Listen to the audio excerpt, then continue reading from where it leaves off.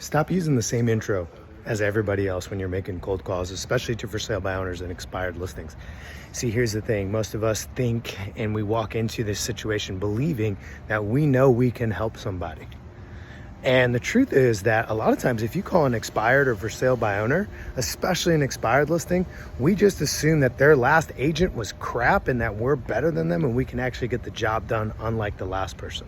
Now that might be true, because there's a lot of average agents out there that aren't very good at managing expectations, pricing the homes correctly, and also helping set the right expectations and influencing their clients to do the right things. Maybe it's a price adjustment or something. Well, anyways, but that assumption gets really dangerous. It's very dangerous that you make that assumption that you are somehow better than the other agent, and completely shifting all of the blame away from the seller and to their previous agent.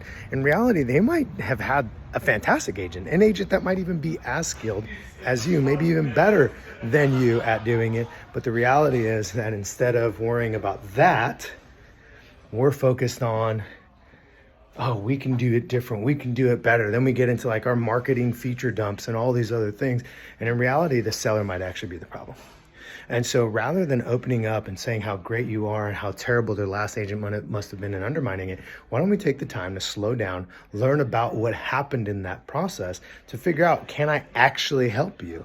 Because if the person's an unreasoned, they want $2 million for their $1.6 million house, there's not much you can do. There's no fancy magazine you can put their house in. There's no amount of social media campaigns, a DJ booth at the grand opening event. None of that stuff's actually going to get somebody to pay $400,000 more for a house, right? And so reality is it's a matter of slowing down, asking really good questions, learning what's going on with the person. And what's interesting is not only will you save yourself some time and uncover whether or not the seller is the issue as opposed to their previous agent, what will also happen is because you're taking the time to get to know them, to learn about them and their situation, you'll actually be a lot different than everybody else and stand out, which will actually increase the likelihood that if it's a listing you want to take, they will actually sit down and interview you and possibly choose you. So get rid of the notion that you for sure can help them and that you are for sure better than their other agent and that for sure their last agent was the problem. It wasn't actually the seller, right? Get rid of that. Make calls, have an open mind, ask really good questions, really get in a seat of discovery. You'll find it'll make a world of a difference in how you prospect.